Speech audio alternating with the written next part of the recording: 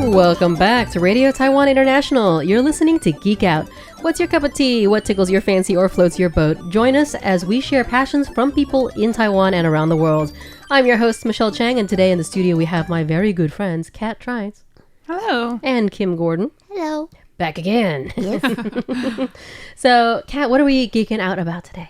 We're going to talk about outdoor education. We have actually today 3 teachers in the room. Yeah. 3 actually really long-term teachers. I think we have how many years of experience between us? I'm 12 at Hess. 12. I'm 10. So between us, we're Whoa. nearly 35 years of education. Exactly. Nearly. Merci. That's quite a long It time. is. So being 3 teachers in the room, I think education is a great topic to talk about. What specifically within education are we touching on? So when I went back to school, I focused a lot on outdoor, nature-based education and land-based education. Yes. So that's kind of what we're going to focus on. Okay. Cool. Yeah. So can you explain what the difference is? Like, are we just talking about like Montessori or Boy Scouts, Girl Scouts Yeah. stuff? No. Great. Yeah. Please explain.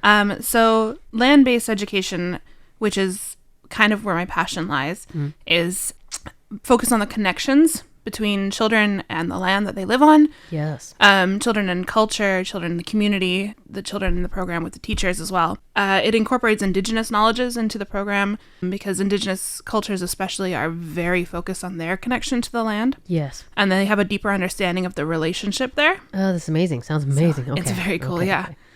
A little bit of background information. Kat, you are from Canada. Canada. Any specific area?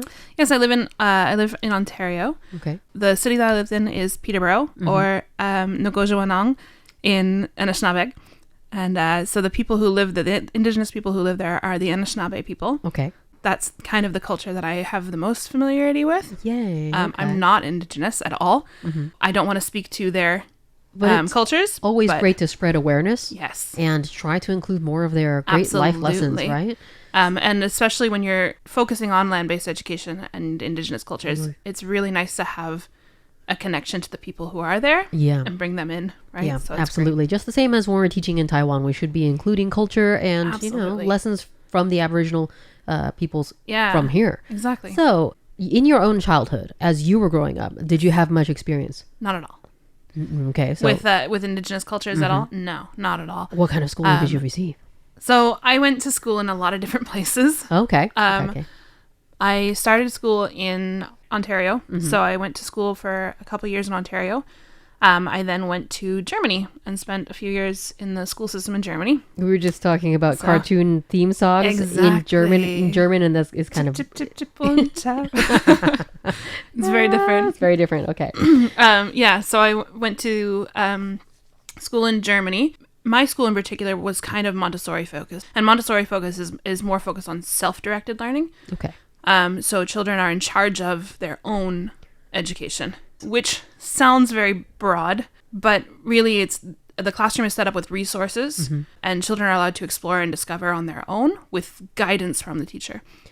Within the community, I've heard a lot of people kind of negatively look down upon Montessori systems. I think the problem that people have with Montessori is that they feel like there's not a lot of actual learning taking place. I think it's very much dependent on the teacher. Yes. To, as you say, they're there to guide the students in what in their path. So I think some people look at it as fancier daycare. Like a free-for-all kind of play. Yeah. Yeah. Like, what's the difference between this and daycare? Because the kids are basically doing that, unless you have a good teacher. that's the reason why teachers are way underpaid for the job that they do. Because if you are a good teacher, then you are molding so many minds over the years. Why shouldn't you be, I'm going to say, financially respected more? Because it's so important. And there is actually a completely different Montessori certification that Montessori teachers have to take if they're in an actual Montessori-based school. And I think that separates actual Montessori schools from Montessori-inspired schools. Because Montessori-inspired they don't have that same certification, right? So their Right. teachers might not have that same understanding of how to, Training is very important. yeah, how to guide children through their discovery, Right. and encourage children to find their own knowledge and understanding of the world. So, Kim, what was your schooling like as you were growing up? Oh, well, I was shuffled around a lot too because my dad was in the Navy, so I was on bases most of the time until he retired. So my vague memories of preschool, actually, I skipped pre-K actually, but I was just that smart. No, I didn't mean it like that. No, but was that I really liked going. Like I was like, bye, deuces, mom, I'm out. I was not one of those kids that cried to go to school. I couldn't wait to get away from home, but I can't remember the teaching style specifically. I mostly remember playtime and how, How about in later years? later years I was in Texas.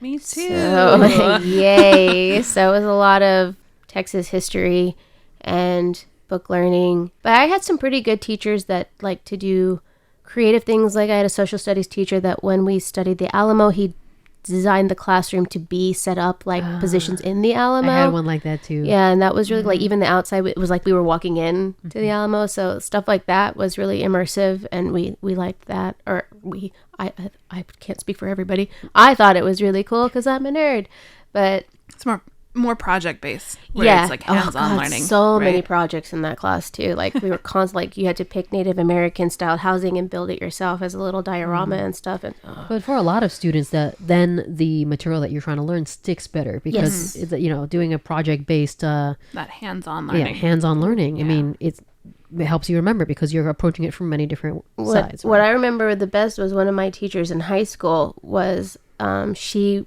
wanted to prepare us for university. So she taught us how to take university level notes. And she also taught us in a way that appealed to different learning styles and explained that to us on the very first day of class. She was like, some of you learn better with colors. Some of you learn better like audio. Some of you learn better by reading. So she catered to every single person at like that she could the entire semester. And she would call our parents at the end of every week and check in with them. Her name was Mrs. Murray. She was fantastic. Shout out. Yeah, she's so impressive. Yeah, she was phenomenal. My dad always remembers her too because of the phone calls. Like that is dedication. She was a legend. And I think because of her, I was able to handle university style lectures. That's good. My personal experience in school, I went to public schools in California all the way up until I moved to Taiwan. And when I came to Taiwan, it was Taipei American School, which was a very high speed, high standard, high pressure learning system. Memorization. A lot of rote memorization, a lot of projects, project based learning and stuff like that. But Speeches. I have always personally been one of those people who, if you assign me something and if you put a deadline on it, my brain shuts off. I don't want to do it. So it's Absolutely. just, even if it's something that I did originally have interests in, I was huge in biology. I love science, right? Especially animal-based anything. But as soon as you gave me a deadline and a project that I was supposed to do, I couldn't do it. It was kind of crippling in that way. So I was always a really terrible student, but as an independent learner, like outside of school, I would take out books from the library that were like textbook thick, and I would memorize and read all about, sharks or whatever, dinosaurs and things The like current interest. Exactly, whatever current interest, I will fall down that rabbit hole really hard. And so I've always found that, I guess, Montessori style would have worked better for me had I been raised in it. Yeah. So, and I've always envied kids who had more outdoor learning.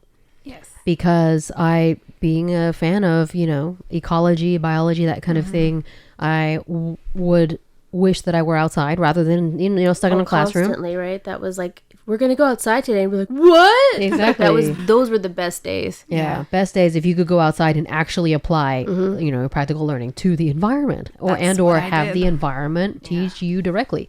So please explain the differences between our own learning experiences and outdoor learning. So when I was working in Canada, I was teaching kindergarten, and I had a completely outdoor class. Yes. So we didn't have a classroom in the school. We were fully outdoors, Wow. no matter the weather. And it started out you know, first few weeks were rough because the kids have to get used to that. Because there's a difference between going outside and being like, we're going to play, yeah. it's sunny, Yeah. it's nice. And then not a suddenly field it's like, trip. okay, it's raining and we're still outside. Yeah. But they got to the point where they loved it. We got a lot of really cool feedback from parents, which was really nice. Because we were fully outdoors, it meant that we could kind of incorporate an inquiry-based learning system, Sure. which meant that we would follow whatever the current interest of the class was, Excellent. and incorporate that in. That was what we were learning about. Okay. So we would have days where like a frog hopped into our yard and it was like, all right, we're talking about frogs today. Yep. Because that was all they wanted to talk about. Yep. Right. And so we'd go and grab the terrarium out of the shed and we'd set up a terrarium and look at the frog and watch the frog. Dive into herpetology. Exactly. Talk about where do frogs come from? Where do they live? What do their babies look like? Right. Yeah. Life cycles. Yeah, life environment. cycles. Exactly. We could run to the library and pick up some books and bring them out and look at the frog and look at the books. And This sounds like an environment I would have personally really thrived in. Yeah. Because it is interest, as you said, interest-based, yeah. driven learning. Okay, so it makes a lot of sense that you would be teaching a lot of sciencey Absolutely. material. Yeah. Did you ever teach anything else besides? Absolutely. There's a lot of different ways to incorporate all of the curriculum that you need to get through in kindergarten into that kind of learning style. So, like in kindergarten, they have to be ready for grade 1. So you Yeah. need to have the alphabet. You need to have a base understanding of letters and writing and numbers and mathematics and mathematical concepts, Yeah. right? But you can incorporate all those into the inquiry. Okay. So if we're talking about bugs right. or something, How many legs does a bug have? how many legs does a bug have? Yeah, exactly. How many Scarlet. ants live in this anthill? If you are looking at mathematical concepts like height, how many ants make up you? Right. If I was going to stack ants on top of each other, how many ants do you think would make up you? I'm assuming you have something to write on or display text with Yeah, that you could cover English language fairly easily exactly. by teaching easy words like ant. Yeah, exactly. And so you can incorporate that. We did a lot of like artwork where it was like, okay, what do you know about an ant? You can write something out. You can draw a picture. You can orally tell me what you know about ants. And then we'll talk about it as a group and share ideas. And then we kind of can see where is the knowledge and where do we need to expand on that knowledge, and then add the third party resources and things into that. So we have books that we can read. Sounds so and fantastic. Excellent. Yeah. Okay, so we're all in Taiwan now. Yes. Specifically in Taipei City, Yes. which is for listeners who, a lot of our listeners are outside of Taiwan. They might not have ever visited Taipei City, but it is a metropolis. It is a concrete jungle, and thankfully, the Taipei city government has been great enough to require green spaces. So there are a lot of great little parks kind of nestled in between buildings and things. But in no way do we have any kind of wilderness here. Absolutely not. You must leave the city. Yes. So how would you possibly do this here? What I'm trying to get going in my kindergarten now is bringing those resources in. Because we don't have, like in Taipei, we don't have a lot of spaces where we can go out. Yes. My school has a rooftop with like turf grass. Oh, and that's some place to start. It's better than nothing. Exactly. I will take it. So we've gone up there a few times. They just learned in English the words for fruits and things. We have a cool. star fruit tree up there. So they were talking about the star fruit, which was really You fun. could definitely get a planter garden growing. Yeah, Exactly. she just got a pomegranate tree too, right? Or Yeah, I just whatever. bought a pomegranate tree. So we're going to start incorporating things. My kids have talked about like wanting to grow vegetables and things like that. So we're going to try and do some of that. That sounds great. You can also bring all those materials into the classroom too, right? Like using natural materials in the classroom helps kind of connect them to their world. Yeah. Because so often all of the materials in the classroom are plastic, Yeah. which is fine. There's nothing wrong with plastic toys, but it does really disconnect you from your world. Oh yeah, right? there's something really different about looking at a leaf in a picture and then actually and then being actually able to hold holding it. the leaf. Yeah, exactly. And flip it around, look at the veins and the actual color. Exactly. The tactile experience alone is Yeah, worth we used it. to bring leaves back from the park outings. We would go on and have them like Pick do the one. rubbings and stuff too, so they cool. could see all the lines and things. It's always a classic. Something I remembered from school, so I had Yeah. the kids do it. Yeah. It's nice. I have always kind of felt bad for the students in more, I guess, quote unquote, traditional learning here. The kids almost never see anything from outside. They're Yep.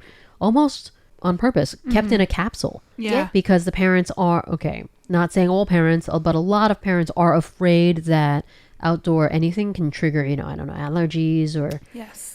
Reactions to something dirty. Yes. And joke's on you. Restricting them makes it worse. Yeah. Exactly. Yeah, I'm myself kind of a bubble baby because I was a firstborn. So my parents were like, oh, we gotta take care of her and keep her really, really clean. She's never allowed to go outside when she's a baby. Instead, I wish I was taken out to some farm and rolled around in the mud Yes. and therefore have built up some amount of immunity. That was my childhood. My parents were outdoor people. And so we were like my parents were like, go run in the forest. It's fine. Yeah, same. Exactly. My dad grew up like in the hills of Oklahoma, and he was in the Navy. Like I was not Yeah. going to be inside most of the time. So today, I am still allergic to a lot of things. I am too. It's okay. No. So hopefully, the school that you are teaching with does listen to your opinions and give them a change because it is highly beneficial. It is. Yeah, absolutely.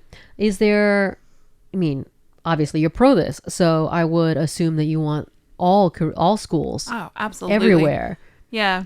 It can start with little changes too. Like you don't need to be big and dramatic, right? Like putting a shelf of materials that are not plastic Right. on a shelf, right? Not just pictures on cards. Yeah. Bring in the actual materials, let them look at that. Mm-hmm. Even things like getting cloth and hanging it over fluorescent lights so that the fluorescent lights aren't Oh, the cellophane shining. paper. No, not even cellophane paper. Yeah, Just getting getting soft fabric. cloth. Plastic Soft, would- something That soft would be to like. that would be plastic. to- So you know, to- sorry. But that way, because the fluorescent lights are so incredibly Oh, harsh. harsh. I yeah. hate them, as we all Yeah. know. I Well, sneeze and and so do get children. Yeah. Right? Like it's not It's not a natural light. conducive learning environment because you're so distracted by everything else, right? Yep.